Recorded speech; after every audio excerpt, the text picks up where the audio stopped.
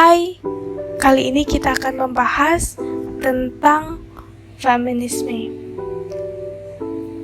Jadi sebagai masyarakat awam, jika kita memberikan pertanyaan tentang apa itu feminisme, kebanyakan akan menjawab, feminisme adalah gerakan pemberontakan perempuan terhadap laki-laki, atau juga gerakan yang disebut untuk mengingkari kodrat dan fitrah perempuan dalam peranata sosial yang ada, dan juga institusi rumah tangga seperti perkawinan dan yang lain-lain. Berdasarkan asumsi tersebut,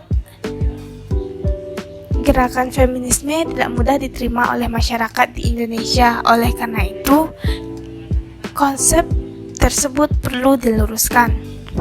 Feminisme berarti memiliki sifat keperempuanan, diwakili oleh persepsi tentang ketimpangan posisi perempuan dibanding laki-laki yang ada di masyarakat. Lalu, persepsi tersebut memunculkan upaya untuk mengkaji ketimpangan tersebut dengan menemukan cara mensejajarkan kaum perempuan dan kaum laki-laki sesuai potensi yang dimiliki sebagai manusia.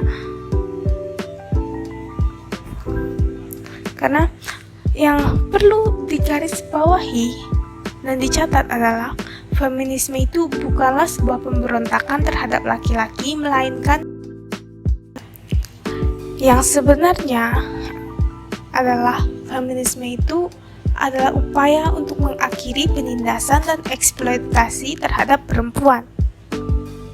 Lalu sejarah dan perkembangannya, feminisme ini secara historis di Barat bertepatan dengan lahirnya Renaissance di Italia yang membawa angin kebangkitan tentang isu baru di Eropa. Pada saat itu muncullah para humanis yang menghargai manusia baik laki-laki maupun perempuan sebagai individu yang bebas menggunakan akal budinya dan bebas dari pemasungan intelektual gereja.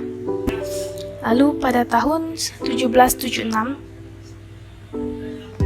berkembanglah pemikiran bahwa posisi perempuan kurang beruntung daripada kondisi laki-laki dalam realitas sosialnya. Dan pada tahun 1785 didirikanlah perkumpulan masyarakat ilmiah untuk perempuan di Middelburg, kota di selatan Belanda. Tahun yang sama juga Grimke membuat sebuah tulisan yang terkait dengan feminisme, yang menyebutkan bahwa kami tidak meminta untuk diistimewakan atau berusaha merebut kekuasaan tertentu. Yang sebenarnya kami inginkan adalah sederhana, bahwa mereka mengangkat kaki dari tubuh kami dan membiarkan kami berdiri tegap seperti manusia lain pada umumnya yang diciptakan oleh Tuhan. Perkataan Sarah Grimke pada tahun 1837.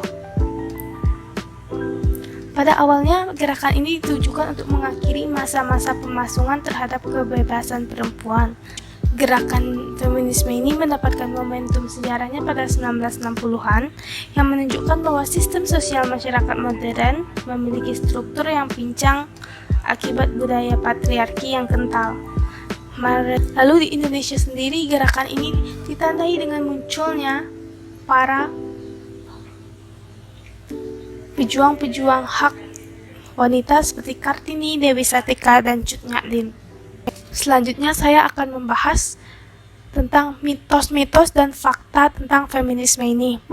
Yang pertama adalah pernyataan bahwa feminisme itu anti terhadap laki-laki. Namun yang sebenarnya adalah feminisme hanya meminta kesetaraan. Kita minta keadilan dan minta kebebasan.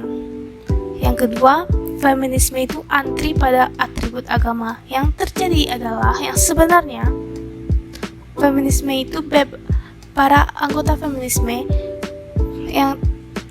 yang terjadi sebenarnya adalah para penggerak feminisme ini tidak diwajibkan untuk melepas atribut agamanya, tapi dibebaskan untuk memilih apa hal yang terbaik dan tidak baik untuk mereka.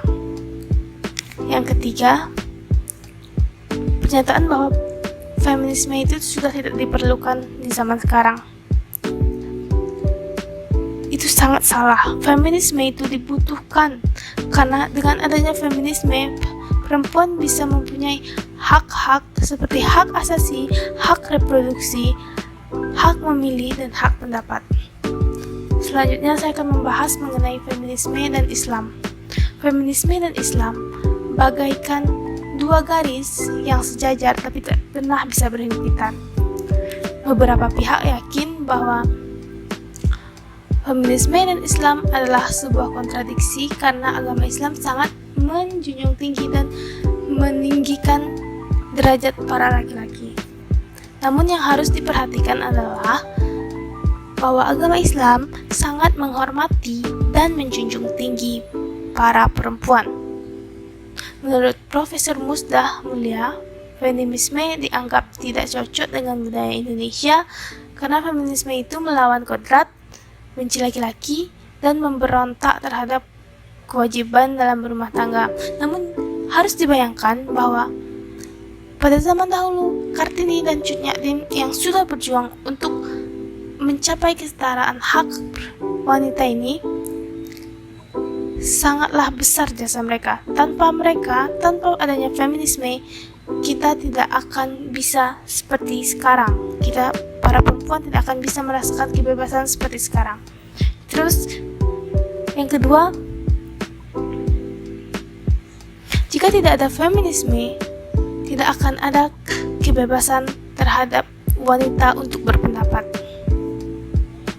Karena semuanya dibatasi dan hanya boleh dilakukan oleh para pria. Yang ketiga adalah jangan menangis jika diperkosa oleh orang lain.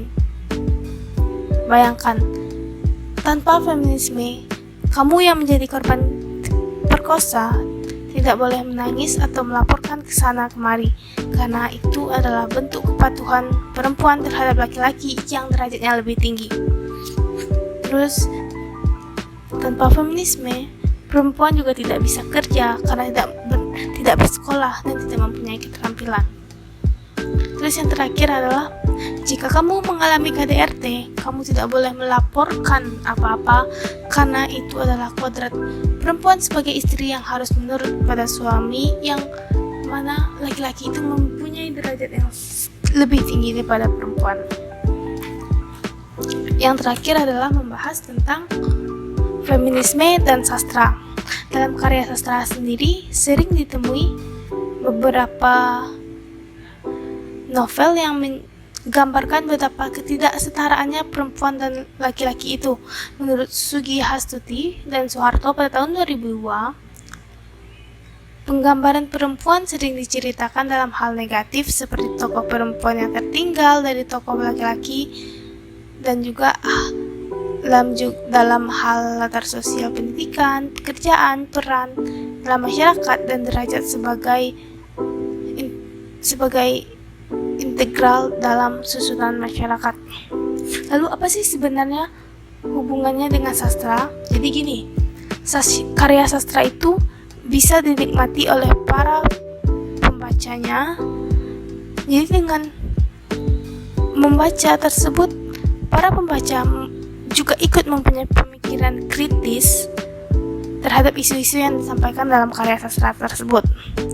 Jadi hal-hal kecil itu biasanya adalah hal yang tidak terperhatikan. Makanya dengan membaca karya sastra, membuat pembacanya sadar dan juga menjadi kritis.